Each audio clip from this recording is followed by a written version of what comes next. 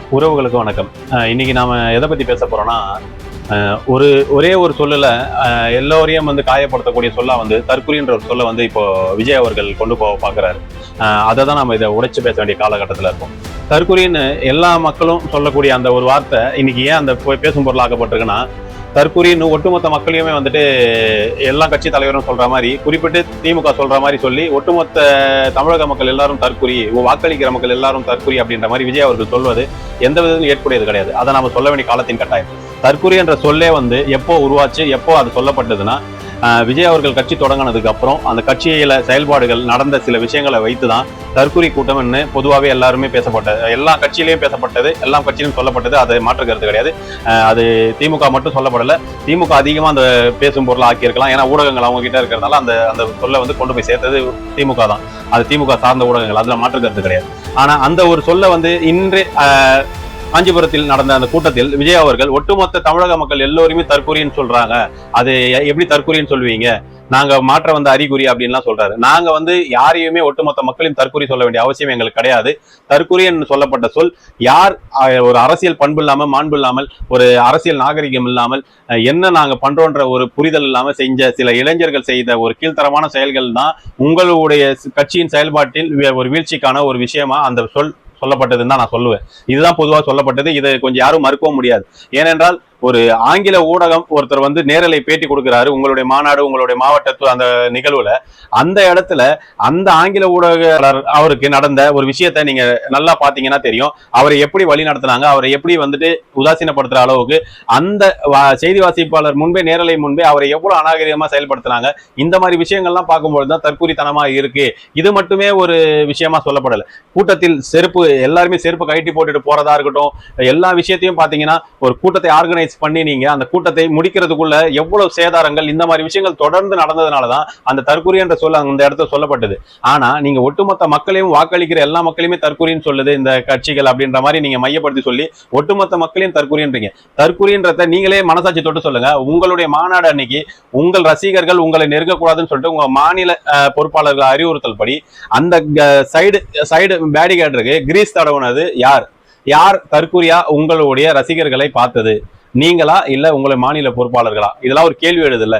எல்லாருமே அரசியல் பக்குவப்படாம இருந்ததன் காரணமாக தற்குறி என்று சொல்லப்பட்டது. அந்த மாதிரி செயல்கள் எவ்வளவுதான் கட்டுப்பாடுகள் விதித்தாலும் அந்த கட்டுப்பாடுகளை மீறி தான் என்ன செய்யறோம்னு தெரியாம ஒரு நடிகரை பார்க்க ரசிகர் ஓடி வந்த அந்த ஒரு விஷயம் தான் இங்க தற்குறித்தனமான விஷயம். இதை தான் எடுத்து பல விஷயத்துல எல்லாருமே சொல்லிக்கிட்டு இருந்தாங்க. இந்த மாதிரி விஷயத்துல எப்படி சொல்றதுன்னா, அரசியல் பக்குவம் இல்லாம ரசிகர் மனப்பான்மையோடு மட்டுமே தொடர்ந்து இருந்தா, தற்குறித்தனமான செயல்கள் செய்து கொண்டு இருந்தால் அப்படின்ற மையப்பொருள் செய்யப்பட்டுதான் இந்த தற்குறின்னு சொல்லப்படுதே தவிர யாருமே ஒட்டுமொத்த தமிழக மக்கள் எல்லாருமே தற்குறின்னு யாருமே சொல்லல. அதிகப்படியாக தமிழக வெற்றி கழகத்தில் பயணிக்கப்படும் இந்த மாதிரி ஒரு கட்டுப்பாடு இல்லாம செயல்படும் ஒவ்வொரு நபரும் தற்குறியன் கூட சொல்லப்படலாம். என்ன காரணம்? அவங்க உங்களுக்கு கட்டுப்படலைன்னா அது தற்குறியன் பேர் வாங்குறதுக்கு அவங்க காரணமா இருந்திருப்பாங்களே தவிர ஒட்டுமொத்த மக்களை இங்க தற்குறின்னு சொல்லப்படல. தற்குறி என்ற ஒரு சொல்லுக்கு என்ன அர்த்தம் விஜய் அவர்களுக்கு தெரியுமான்னு தெரியாது, எங்களுக்கும் அந்த அளவுக்கு பேச தெரியாது. தன்னை குறிப்பதற்காக கை நாட்டு வைக்கப்படும் ஒரு குறியை தான் தற்குறின்னு சொல்லுவாங்க. அப்படிதான் நானும் பார்த்திருக்கேன், அப்படிதான் கேள்விப்பட்டிருக்கேன். தேடி பார்த்ததுல எனக்கு அப்படிதான் விடை கிடைச்சது. அப்படிதான் தற்குறினா தனக்கு கையெழுத்து போட தெரியாதவங்க தன்னுடைய குறியாக தன்னுடைய விரலோட மைய வச்சு தன்னை அடையாளப்படுத்துவதற்காக சொல்லப்படும் சொல் தான் தற்குறி. அந்த சொல்லே ஒருத்தனை அடையாளப்படுத்துவதற்காக சொல்லப்பட்ட சொல் தான். ஆனா இங்க தற்குறித்தனமாக அப்படின்றதுக்கு அது பயன்படுத்தப்பட்டது. அதற்கு என்ன காரணம்? என்னதான் படித்திருந்தாலும் ரசிகர் மனப்பான்மையோடு, ரசிகர் ஒரு மனநிலையோடு ஒரு நடிகரை பார்ப்பதற்காக தலைவா தளபதினு சொல்லிட்டு ஒரு கட்டுப்பாடற்று செயல்படுற செயல்பாடுகள் தான் இங்க தற்குறித்தனமான செயல்பாடுகள். அந்த செயல்பாடுகளை சரி செய்யறதுக்கு தான் விஜய் அவர்கள் நீங்க உங்களுடைய பொதுக்கூட்டத்தில் பேசி உங்களுடைய ரசிகர்களை சரி செய்து தொண்டராக்கி அவனை தலைவனை கூட ஆகுங்க. அதுல மாற்று கருத்து கிடையாது. ஆனா ஒட்டுமொத்த தமிழக மக்களையும் தற்குறின்னு சொல்லிட்டாங்க. அந்த தற்குறிகள் போட்டுதான் நீங்க 60 ஆண்டு காலம் ஆட்சியில இருந்தீங்கன்னு சொல்லி திராவிட கட்சியை சொல்றதும், ஒட்டுமொத்த வாக்குகளை செலுத்தும் வாக்காளர்கள் எல்லா மக்களும் தற்குறின்னு சொல்வதும் நீங்க போற போக்குல நீங்க என்ன சொன்னாலும் உங்க ரசிகர்கள், உங்க தொண்டர்கள் அதை உண்மை நம்பிடுறாங்க. எது உண்மை சரின்றதே பாக்குறது கிடையாது. நீங்க போற போக்கில் அடிச்சு விட்டுட்டு போயிடுறீங்க. அதுதான் சரியான வேத வாக்குன்னு நம்பி இந்த ரசிகர்கள் கூட்டம் உங்க பின்னாடி இருக்கு. அதுல மாற்று கருத்து இல்லை. அவங்க அரசியல் பக்குவப்படுத்துங்க, அதுல எந்த மாற்று கருத்தும் எங்களுக்கும் கிடையாது. ஆனா எல்லோரையும் எல்லாருமே தற்கூரின்னு சொன்னாங்க, விஜய் ரசிகரா இருக்கிறதே தற்கூரி, விஜய் கட்சியில இருந்தாலே தற்கூரின்னு சொன்னாங்க அப்படிலாம் நாங்க சொல்லவே இல்லை. அதை இந்த இடத்துல உங்களுக்கு சொல்லி காட்ட விரும்புறோம். தற்கூரித்தனமா செயல்படுறவங்க அந்த எந்த கட்சியில இருந்தாலும் அவங்க தற்கூரி. இதை வந்து நான் ஒரு சில காணொலியில முன்னாடி கூட பேசியிருப்பேன். ஒட்டுமொத்த தமிழக வெற்றி கழகத்தையும் எந்த இடத்துலயுமே யாரும் தற்கூரி சொல்ல, தற்கூரித்தனமாக தனக்கு விதிக்கப்படும் கட்டுப்பாடுகளை மீறி செயல்பட்டு அடுத்தவர்கள் இடையூறு செஞ்சுக்கிட்டு, கட்சிக்கு இடையூறு செஞ்சுக்கிட்டு, மக்களுக்கு இடையூறு செஞ்சுக்கிட்டு, இப்படி இருக்கிற செயல்பாடுகளை செய்யப்படும் யாரா இருந்தாலும் அது தற்கொலை தான். அதுல எந்த மாற்று கருத்தும் கிடையாது. விஜய் அவர்கள் வந்து என்ன புத்திசாலின்னு சொல்லிடுவீங்களா? அதை மட்டும் கொஞ்சம் சிந்திச்சு பாருங்க. விஜய் அவர்கள் அவருடைய என்னன்னா, ஒரு ரசிகர்களை எப்படி வச்சிருக்கணுமோ அந்த நடிகர் அதே அளவுல தான் இன்றைய நிலைமை வரைக்கும் அப்படிதான் அவருடைய செயல்பாடா இருக்குதே தவிர, அவர் பேசக்கூடிய பேச்சுக்கள் எல்லாமே அவரே அதை ஒத்துக்கிறார். இப்ப படத்தின் பாணியா தான் கொண்டு போறாரு. அந்த படத்தின் பாட்டை பிளாஸ்ட்னு சொல்லி அதை முடிக்கிறாரு. இவர் முழுக்க அந்த படத்திற்கான ப்ரொமோஷன் வேலையை செய்ய ஆரம்பிச்சுட்டார். நல்லாவே தெரியுது. இப்ப அடுத்த கட்டமா வெளிநாட்டுல எங்கேயோ 27ஆம் தேதியோ ஏதோ இந்த மாதம் இறுதி, அடுத்த மாதம் இறுதியான்னு தெரியல, அங்க பாடல் வெளியீட்டு விழா இருக்கு. இதை எல்லாத்துக்குமே ஒரு முற்றுப்புள்ளி வைக்கணும்னா இங்க களத்துல வந்து நம்ம அரசியல் தலைவரா இருக்கணும்னு சொல்லிட்டு இந்த ஒரு கூட்டத்தை நடத்திட்டு போறாரு. இதோட இதுக்கு அடுத்த கூட்டம் எப்ப நடத்துவான்னு தெரியல. இப்ப இது ஒண்ணு பேசப்பட்ட சில விஷயங்களை வச்சு ஒரு மாத காலம் வரைக்கும் கூட ஊடகங்கள் விஜய்க்காக தனிப்பட்ட முறையில் வேலை செய்வாங்க. அது மட்டும் தெளிவா தெரியுது. ஆனா இதுல ஒன்னே ஒண்ணு நம்ம புரிஞ்சுக்கணும். ஒரு தலைவனா வந்துட்டு ஒரு நடிகர் நடிச்சுக்கிட்டே இருந்தாருன்னா அதை நீங்க நம்பிக்கிட்டே இருந்தீங்கன்னா ஏமாற போறது மக்கள் மட்டும்தான். நாம கொஞ்சம் சிந்திச்சு செயல்படணும்ன்றதுதான். இங்க யாருமே தற்கொலைன்னு சொல்லிட்டு ஒட்டுமொத்த மக்களை சொல்லப்படல. தற்கொலைத்தனமா செயல்படும் சில ரசிகர் மனப்பான்மையில இருக்கு ரசிகர்களே தான் இங்க பொதுவாகவே தற்கொலைன்னு சொல்லப்படுது. அவர்களால தான் இந்த ஒட்டுமொத்த அரசியல்லே சில விஷயங்கள் ஒரு மாறுபட்ட கருத்தா இன்னைக்கு அரசியல்ல ஒரு தற்கொலைத்தனமான செயல்பாடுகள் செய்யக்கூடிய ஒரு கட்சி தமிழக வெற்றி கழகமா இருக்குன்னு சொல்லிட்டு ஒரு பேசும் பொருளாச்சு. ஆனா அதற்கு விஜய் முற்றுப்புள்ளி வைக்கிறன்ற பேர்ல ஒட்டுமொத்த மக்களுமே தற்கொலைன்னு சொல்றாங்க அப்படின்னு சொல்லிட்டு ஒரு பொய்யான ஒரு கருத்தை முன்வைக்கிறாரு. இந்த கருத்து முற்றிலும் தவறானது. ஒரு சரியான கருத்துக்கு சரியான விவாதத்தின் மூலமா அது பதிலடி கொடுக்கலாமே தவிர இந்த அவதூறு என்ற பேரில் இவர் ஒரு பொய்யான கருத்தை முன்வைக்கிறார். இங்க தற்கொலை என்றது விஜய் பேசக்கூடிய பாதி விஷயங்கள் தற்கொலைத்தனமா தான் இருக்குது என்னுடைய பார்வையில. அதை அவர் தான் மறுபரிசீலனை செய்யணும். நாம அதை வந்துட்டு நாம சொல்ல முடியாது, நீங்க மாத்தி தான் ஆகணும்னு சொல்லிட்டு. மறுபரிசீலனை செய்யக்கூடிய விஜய் தான் இருக்கிறாரு.